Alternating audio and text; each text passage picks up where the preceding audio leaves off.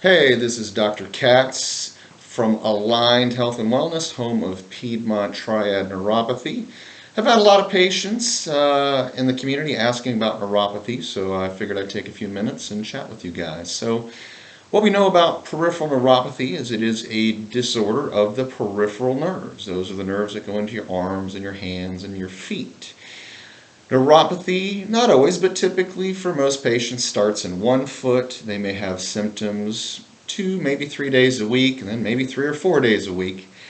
Then it usually starts working its way over to that other foot or up the extremity, up the legs further up. Peripheral neuropathy is a condition that starts slowly for the first 2, sometimes even 5 years. Then, as the condition has been there longer, it does progress and gets dramatically worse, and the speed at which it progresses can increase and at some point really just becomes untreatable in the very, very end. The nerves, they have something on them called a myelin sheath, and that sheath is like the insulation on an electrical cord. The nerves need that sheath to function properly and send and receive messages properly. So to have healthy myelin and have that healthy covering on your nerves, it needs to be nurtured properly by the tiny blood vessels we have called capillaries.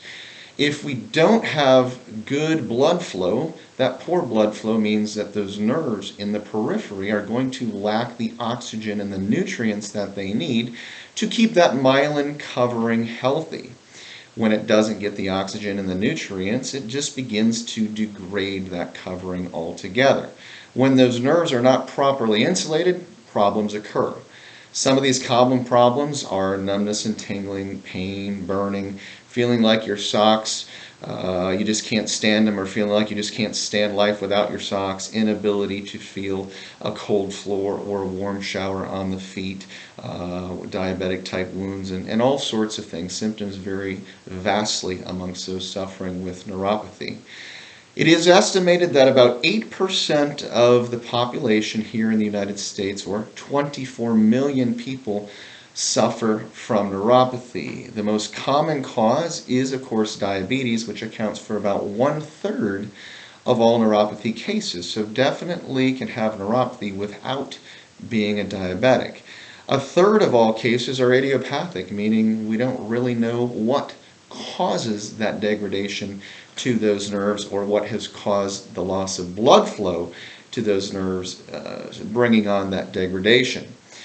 Current traditional neuropathy treatment, I would say that 90% of sufferers are simply relying on medications and injections or a combination of them in hopes of simply decreasing the symptoms. Medications get prescribed, and oftentimes we wait until it gets worse, or it works a little bit to decrease the symptoms, but then it takes an increased dosage, and it'll get worse as the body gets worse underneath, and the underlying problem is not being fixed, and pretty soon it's another or a new medication and stronger pain medication. So if you've been treating neuropathy with these medications for months or even years, what could possibly change? We have a saying in our office. That saying is, nothing changes if nothing changes. We are here to break the cycle and change the way that neuropathy is being treated, treating the underlying cause of neuropathy rather than just seeking to mask the symptoms.